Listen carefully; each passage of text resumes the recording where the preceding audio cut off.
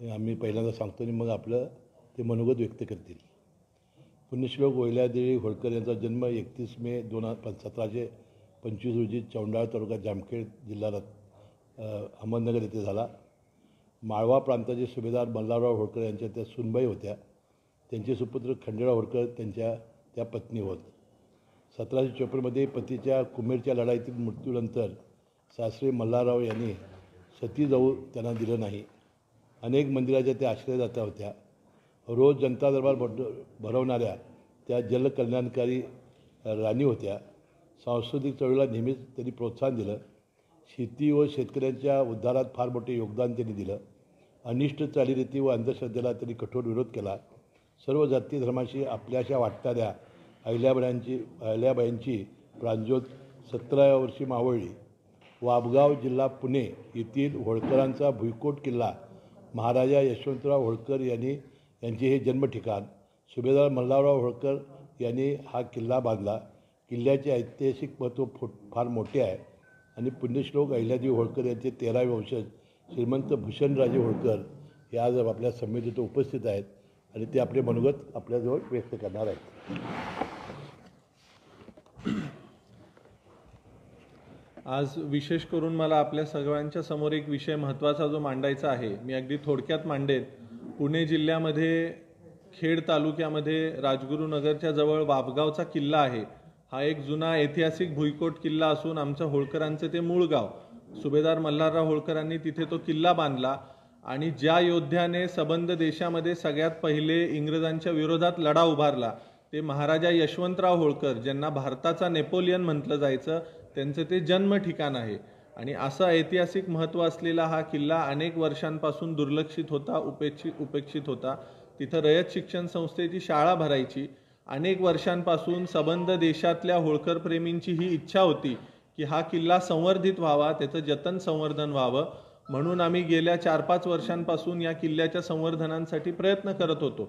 महाराष्ट्र शासनामध्ये 2017-18 पासून आम्ही हा प्रयत्न करत होतो. विविध गव्हर्नमेंट्स ज्या होत्या त्यांच्याकडे आम्ही हा पाठपुरावा करत होतो.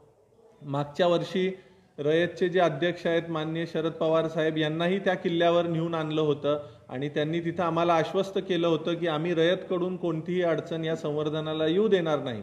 पण त्यानंतर हा परत प्रश्न थोडे दिवस प्रलंबित राहिला. नंतरच्या कालखंडामध्ये आम्ही आदरणीय मुश्रीफ साहेबांना भेटलो.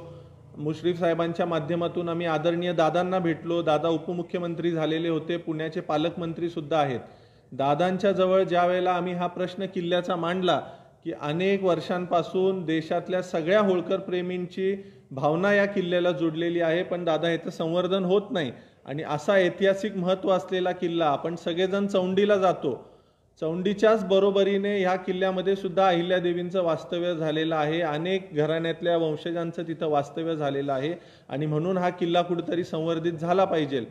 दादांनी आणि मुश्रीफ साहेबांनी ही गोष्ट मनावर घेतली आणि मी त्यांचं अभिनंदन इथं करू इच्छितो की त्यांच्या प्रयत्नातून दादांनी मोजून 3 दिवसामध्ये या किल्ल्याच्या जो संवर्धनाचा मार्ग मोकळा करून दिलेला आहे. या किल्ल्याच्या संवर्धनासाठी एकूण 25 कोटीचं एस्टिमेट आहे, पण त्याचा जो पहिला टप्पा आहे 7,20,00,000 रुपये दादांनी ह्याला निधी मंजूर करून दिला जिल्हा नियोजनमधून आणि त्याचे आता टेंडर सुद्धा फ्लोट झालेले आहेत. त्याचं काम 6 जानेवारीपासून चालू होणार आहे. आता 6 जानेवारीच का, तर 6 जानेवारी हा महाराजा यशवंतराव होळकर यांचा राज्याभिषेक दिन आहे. छत्रपती शिवाजी महाराजांच्या नंतर स्वतःला राज्याभिषेक करून घेणारा महाराष्ट्राच्या भूमीतला हा एक वीर योद्धा होता, ज्याने इंग्रजांच्या विरोधात लढा उभारला.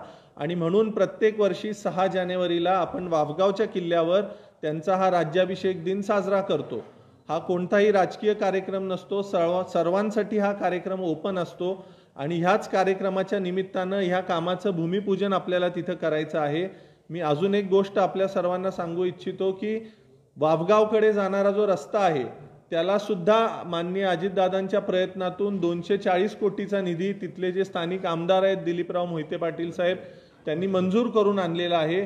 त्यामुळं वाबगावच्या किल्ल्याचा जो प्रश्न आहे संवर्धनाचा आणि त्याचबरोबर त्याच्या कनेक्टिव्हिटीचा, हे दोन्ही प्रश्न अगदी कमी वेळेत तातडीने मार्गी लावल्याबद्दल आणि सबंध देशातल्या होळकर प्रेमींच्या भावनेचा आदर केल्याबद्दल मी माननीय उपमुख्यमंत्री अजितदादा आणि माननीय मुश्रीफ साहेबांचे अभिनंदन करू इच्छितो.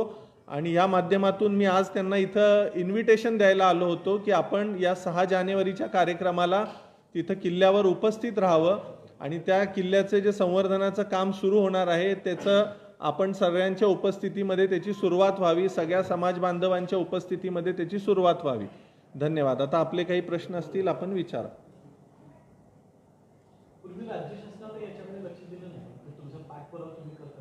नाही, आम्ही सतत पाठपुरावा करत होतो, पण आता मी इथं कुणावर टीका करू इच्छित नाही.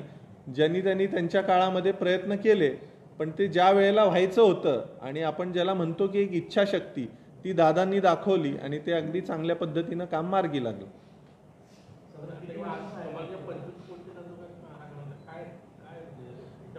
8 एकराचा तो किल्ला आहे. त्याच्यामध्ये तटबंदी आहे पूर्ण किल्ल्याची. किल्ल्याला 3 मोठे प्रवेशद्वार आहेत. किल्ल्याच्या आतमध्ये एक राणी महाल आहे. त्याच्याबरोबर रायगडावर जशी राजसदर आहे तशी तिथं एक राजसदर आहे मोठी. त्या राजसदरेमध्ये पूर्वी त्या काळामध्ये दरबार भरायचा. तर ह्या पूर्ण किल्ल्याच्या तटाचं जी भिंत पडतीये त्या भिंतीची डागडुजी असेल, राणी महालाची डागडुजी असेल, राजसदरेची डागडुजी असेल, त्याचबरोबर किल्ल्यामध्ये लाइटिंग व्यवस्था आणि ज्या काही गोष्टी त्या वेळेला होत्या त्या पद्धतीनं त्याचं काम करण्यासाठी हा निधी दिलेला आहे. हो, पुरातत्व खात्याच्याच माध्यमातून याचं संवर्धन होणार आहे. कारण आपल्याला त्या काळामध्ये जसा किल्ला होता तसाच तो पुन्हा करायचा आहे. त्यामुळे त्यांच्याशिवाय हे होणार नाहीये आणि जिल्हा नियोजनच्या माध्यमातून त्यांच्याच मार्फत हे काम होणार आहे. 25 कोटी. मी स्वतः आर्किटेक्ट आहे. 25 कोटीचं त्याचं एस्टिमेट आहे. त्याचे ड्रॉइंग्स, त्याचे जे काय 3D वगैरे आपण सगळं लॉन्च केलेलं आहे, आपल्यापर्यंत ते पोहोचेल आणि साधारणपणे 2 वर्षात त्याचं काम पूर्ण व्हावं ही आमची अपेक्षा आहे.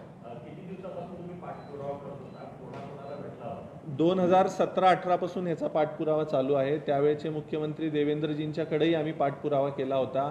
नंतर पुण्याचे पालकमंत्री चंद्रकांत दादा होते, त्यांच्याहीकडे पाठपुरावा केलेला होता. उद्धवजींच्याकडे केलेला होता. पण ते अशी सत्कार्य जी आहेत ती होण्याचा योग कुठल्या तरी एका व्यक्तीचा असतो आणि दादांची जी कामाची धडाडी आहे त्याचा जर विचार करता आम्ही दादांच्याकडे ज्यावेळेला गेलो अगदी कमी वेळेत हा विषय त्यांनी मार्गी लावला. थँक्यू. आभारी आहे. चांगले हे झालं.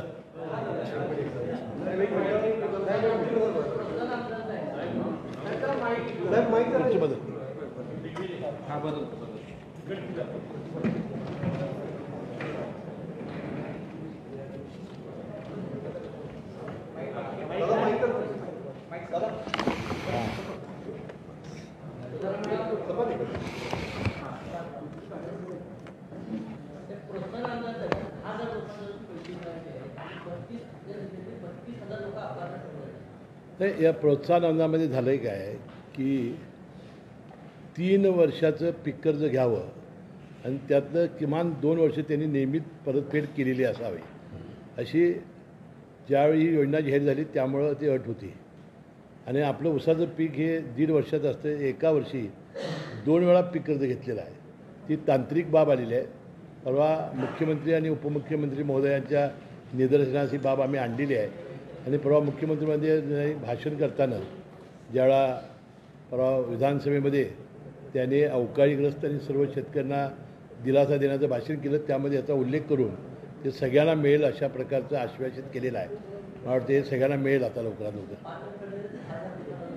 नाही, पात्र ठरलेल्या आणि अपात्र ठरलेल्या या सगळ्यांना लवकरात लवकर हा निधी मिळेल.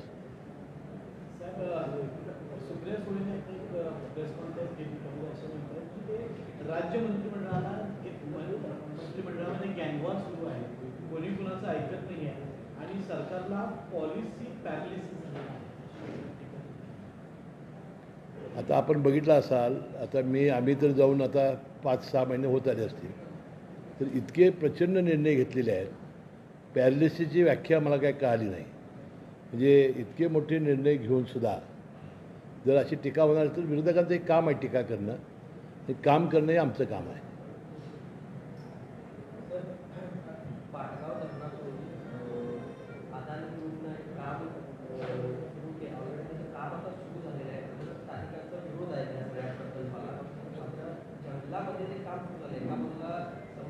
विभागाच्या अधिकारी म्हणतात तसं काम नाही किंवा तशा कालपासून मला 2 शिष्टमंडळ भेटली. काल एक शिष्टमंडळ भेटलं, आज एक शिष्टमंडळ भेटलं. तर मी त्यांना आश्वस्त केलेलं आहे की त्यामध्ये माहितीच्या अधिकारात त्यांनी जी माहिती आणलेली आहे ती बाष्पीभवनानं खाली ते पाण्याचा साठा करणार आहेत आणि त्यामध्ये बाष्पीभवन जर झालं तर हे पाणी वापरायचं असं काहीतरी त्यामध्ये लिहिलेलं आहे असं त्यांनी मला सांगितलं. आता पाटगावचं पाणी कमी होणार नाही एवढी खबरदारी जिल्ह्याचे लोकप्रतिनिधी आम्हाला घ्यावीच लागेल. आम्ही सर्व लोकप्रतिनिधी मिळून देवेंद्र फडणवीस या खात्याचे जे मंत्री आहेत जलसंपदा त्यांना आम्ही भेटू आणि त्यांना नेमकं ह्याच्यामध्ये काय प्रकल्प आहे आणि कोल्हापूर जिल्ह्याचं एक थेंबही पाणी जाणार नाही अशी आम्ही भूमिका घेऊ आणि त्या पद्धतीनं त्यांना भेटून याचं निवेदन देऊ. बऱ्यापैकी त्या कामाला सुरुवात देखील झालेली आहे. आपला विरोध आहे गेल्या काही दिवसांपासून उदरगडमध्ये आंदोलन देखील सुरू आहे. काल तुम्हाला 2 निवेदन दिली, मात्र कुठेतरी उशीर होत असं वाटत नाही का? कारण तो प्रकल्प आता कुठेतरी तिथं त्या ठिकाणी त्याचं नाही, आता एक कोकणात प्रकल्प चालू आहे असं समज आम्हाला. आता कोल्हापूर जिल्ह्याच्या पाटगावच्या पाण्याला धक्का न लावता ते खाली काय करत असतील तर आम्हाला माहिती नाही, परंतु पाणी आमचं जाऊ नये एवढी खबरदारी आम्हाला घ्यावीच लागेल. शहराच्या एका महत्त्वाच्या प्रश्नाकडे कामगार बघायला पाहिजे की गेल्या 3 दिवसामध्ये विक्रमी भाविक झालेले आहे. कुटुंब शहर बनलेलं आहे. अशा वेळी भाविकांना जी टॉयलेटची व्यवस्था आहे की नाही आहे ती 7-8 ठिकाणी टॉयलेट आहे तर ती बंद आहे. यासाठी काहीतरी करणं गरजेचं आहे. आम्ही स्पॉट रिपोर्टिंग केल्यानंतर हा प्रकर्षाने उद्भवलेला प्रश्न.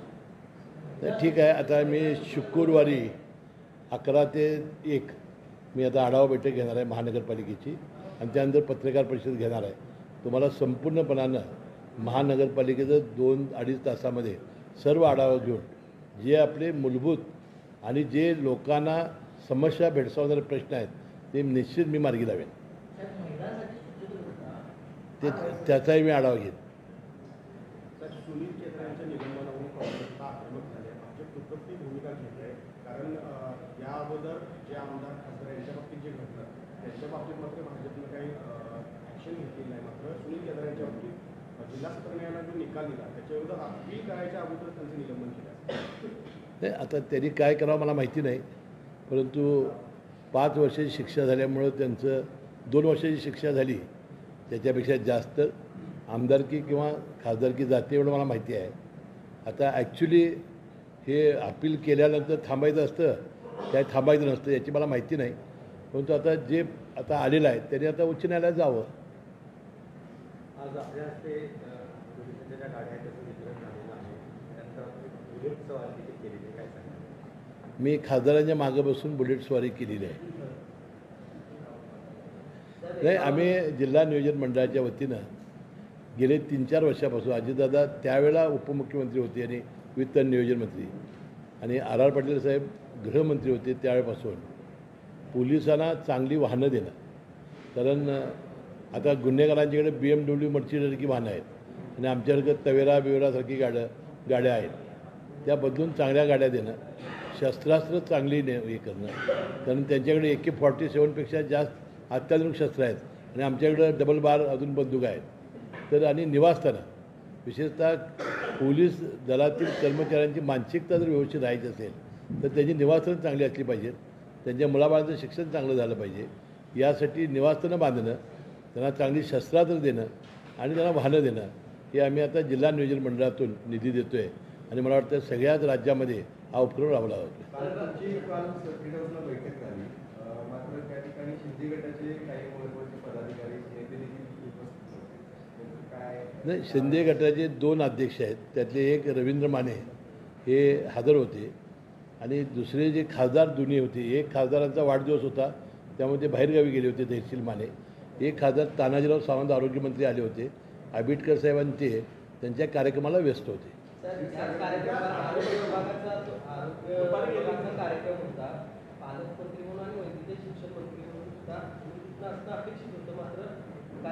मला निमंत्रण देण्यात आलं होतं. तानाजीराव सावंत स्वतः बोलले होते. आमदार आंबेडकरांनी मला निमंत्रण दिलं होतं. माझे नियोजित दुसरे कार्यक्रम असल्यामुळं मी जाऊ शकलो नाही.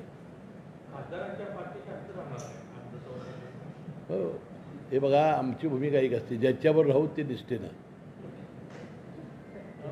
सर, एका बाजूला इंडिया आघाडीतली नेते गौतम पवारसाहेब पडतायत, मोर्चे काढतायत. त्यामुळे काल शरद पवार साहेबांनी एका कार्यक्रमामध्ये जाहीर कौतुक केलं त्यांचं. कसं बघताय?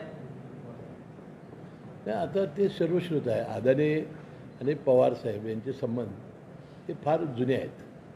म्हणजे मुळात मोदीसाहेब गुजरात राज्याचे मुख्यमंत्री होते, पवारसाहेब केंद्रात मंत्री होते. त्यावेळेपासून एक तरुण चांगला उद्योजक म्हणून कायमपणानं पवारसाहेबांनी त्यांना सहकार्य केलेलं होतं. त्या काळात आमच्या तरुण मंत्र्यांना घेऊन त्यावेळा एक मुंद्रा जे हे बांधलेलं होतं बंदर, ते दाखवायलासुद्धा आम्ही सगळे राष्ट्रवादीचे मंत्री त्यावेळेला गेलो होतो. त्यावेळेला मुख्यमंत्री होते आपले मोदीसाहेब गुजरातचे, आणि अदानींनी बांधलं होतं. म्हणजे त्या दिवसापासून त्याचे संबंध आहेत. त्यामुळं एक तरुण उद्योजक म्हणून ते आज उदयाला आलेले आहेत आणि आता जगामध्ये जगप्रसिद्ध झालेले आहेत. ठीक आहे, आता त्यांच्याबद्दल काय मतप्रवाह आहेत, काय आहेत, ते आता त्याचं उत्तर ते देतील. दोघांचे संबंध चांगले आहेत.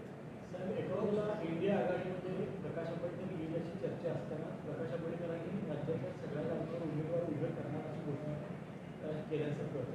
पण याकडे कसं बघताय तुम्हाला फायदा? आता इंडिया आघाडीबद्दल आम्हाला बोलण्याचा काय प्रश्न आहे. आम्ही आहोत महायुतीमध्ये. त्याचा परिणाम तुम्हाला काय होतो? नाही, आता एकत्र असते आणि एकत्र नसणं हा भाग वेगळा आहे. आता 2024ला नरेंद्र मोदी साहेबांना कोण अडवू शकत नाही. साहेब, सी वोटरचा एक सर्वे आलेला आहे. आता जर लोकसभेचे इलेक्शन महाराष्ट्रामध्ये झालं तर मोदीला 28 जागा आणि इंदिरा साहेबांचा 20 ते 21 जागा निघाला. आता तुम्ही एक्झिट पोल ते बघितले होते त्यावेळा, मध्य प्रदेश, राजस्थान, त्यानंतर छत्तीसगड, काय झालं ते बघितलेलं आहे.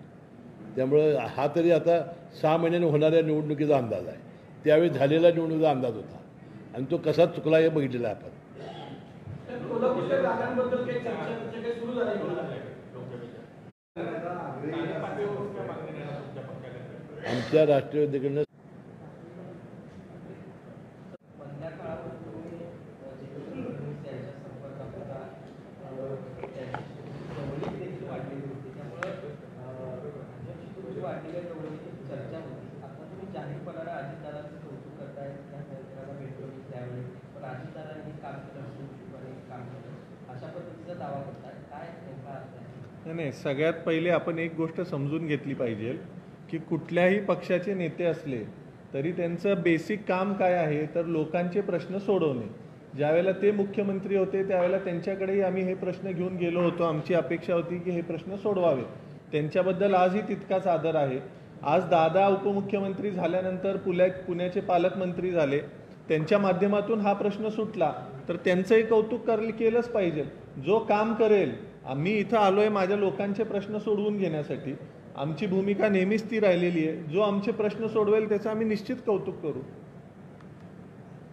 आणि शेवटी अजितदादा आणि देवेंद्र फडणवीस एकच आहेत. आता जरांगे पाटील ओबीसीमधनं आरक्षण मागताय, त्याला ओबीसी समाजाबद्दल विरोध आहे. काय तुम्हाला नाही, आता ही आजची प्रेस होती ती आपण या वापगावच्या विषयाला धरून घेतली होती. ओबीसीच्या विषयावर जे बोलायचं आहे ते मी 2 दिवसापूर्वी बोललेलो आहे. ते आपल्यापर्यंत आलंही असेल ही मी अपेक्षा ठेवतो. मला इतकंच म्हणायचं आहे की सर्वांनी, राज्यकर्त्यांनी आणि जे कोणी आंदोलनं करतायत त्या सगळ्यांनाच हेच सांगायचं आहे की ही शिवछत्रपतींची भूमी आहे, ही अहिल्यादेवींची भूमी आहे आणि ह्याची जी सामाजिक वीण आहे ती अशा पद्धती